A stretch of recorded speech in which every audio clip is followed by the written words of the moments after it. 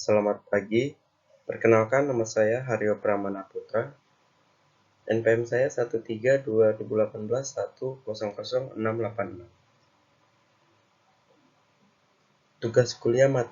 Tugas mata kuliah konsep e-bisnis mengenai net neutrality. Agenda yang akan saya bahas pada kali ini mengenai apa itu net neutrality, mengenai sejarahnya, apa akibat dari adanya net neutrality, dan pandangan saya mengenai net neutrality tersebut. Net neutrality merupakan asas yang menyatakan bahwa penyedia layanan internet dan pemerintah harus memperlakukan semua data di internet tanpa adanya diskriminasi. Berdasarkan pengguna, isi, situs, platform, dan aplikasi, serta jenis peralatan yang dipasang. Dengan kata lain, jika jaringan adalah suatu fondasi di jalan raya, maka tidak ada yang namanya jalur cepat dan jalur lambat. Neutrality tersebut apa ya? Neutrality itu netral, artinya tidak ada diskriminasi atau tidak ada perbedaan dalam suatu lingkup, yaitu dalam internet tersebut. Tidak ada dibedakan baik cepat, baik maupun lambat. Jadi semuanya sama. Kita lanjut. Sejarah yang saya dapatkan dari Wikipedia, netralitas jaringan atau kesetaraan jaringan dikemukakan pertama kali oleh Tim Wu, seorang profesor hukum dari Columbia Law School, melalui artikel jurnalnya yang diterbitkan pada tahun 2013. Wu singkatnya menyinggung jika adanya diskriminasi lalu lintas jaringan yang dilakukan oleh penyedia layanan terhadap penggunanya yang tidak pantas karena semua penggunanya tanpa terkecuali, yaitu karena mungkin dari Timu menganggap bahwa tidak ada setara, di mana ada jaringan yang cepat, ada jaringan yang lambat, sehingga dari Timu ini mengemukakan bahwa harus adanya kenetralan dalam suatu jaringan. Jadi tidak ada yang cepat, tidak ada yang lambat, tidak ada yang spesial juga. Impact dari net neutrality. Net neutrality telah menjadi pedoman ketika berselancar di internet.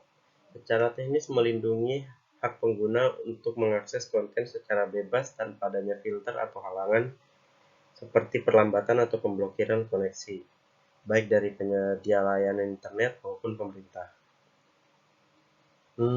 Tanpa adanya net neutrality, penyedia layanan internet dapat dengan mudah menguasai internet. Sebagai contoh, memperlambat konten pesaingnya atau bahkan memblokir konten yang bertentangan dengan bisnisnya. Ini sangat bertentangan dengan tujuan net neutrality tersebut untuk menghadirkan internet yang bersifat terbuka. Jadi akibatnya ya cukup banyak, di mana konten-konten kreator menjadi terbatas juga karena persaingan global. Salah satu contoh negara yang tidak menerapkan net neutrality sama sekali adalah China, dengan istilah pemblokiran yang telah populer atau biasa disebut The Great Firewall. Karena tidak adanya net neutrality, pengguna internet di China dilarang untuk mengakses penyedia konten dari luar seperti Google, Facebook, Twitter, dan YouTube. Untuk menyiasati itu, mereka juga pasti menyediakan suatu layanan. Sebagai contoh yaitu Baidu, WeChat, dan sebagainya. Jika net neutrality benar-benar tidak diterapkan, seperti halnya di China, maka penyedia layanan internet dan pemerintah akan dapat menguasai internet sepenuhnya. Mereka akan memiliki kuasa penuh terhadap konten apa saja dan tidak dapat diakses oleh pengguna.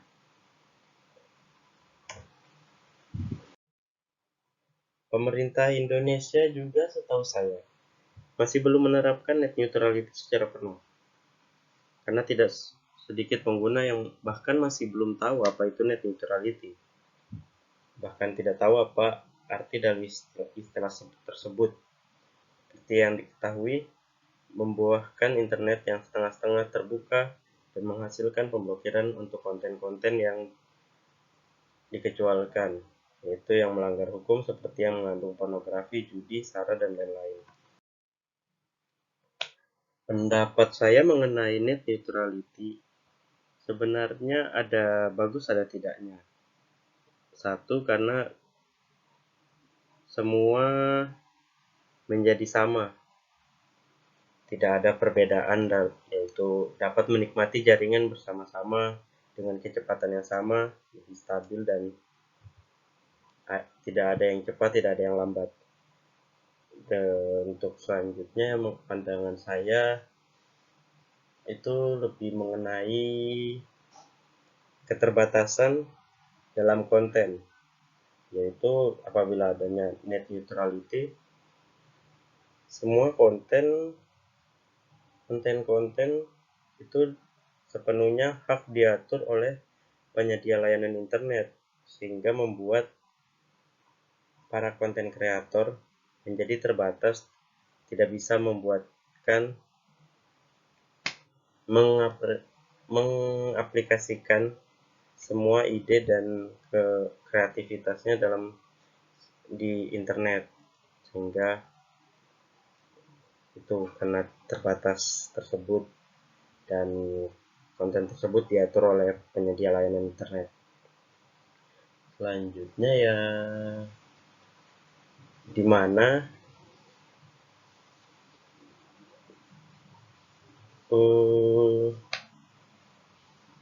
pengguna dalam menggunakan internet harus membayar, dan seperti yang kita tahu, di Indonesia sendiri terbagi menjadi 2 kalangan, 3 kalangan lebih tepatnya, menengah ke atas dan menengah ke bawah. Dan apabila harus membayar lebih untuk menikmati layanan tersebut, saya rasa itu cukup agak sulit dan memberatkan untuk kalangan menengah ke bawah, sehingga apabila mereka harus membayar lebih untuk menikmati layanan maupun aplikasi maupun situs, sehingga dengan adanya keterbatasan itu mereka agak sulit untuk merasakannya dan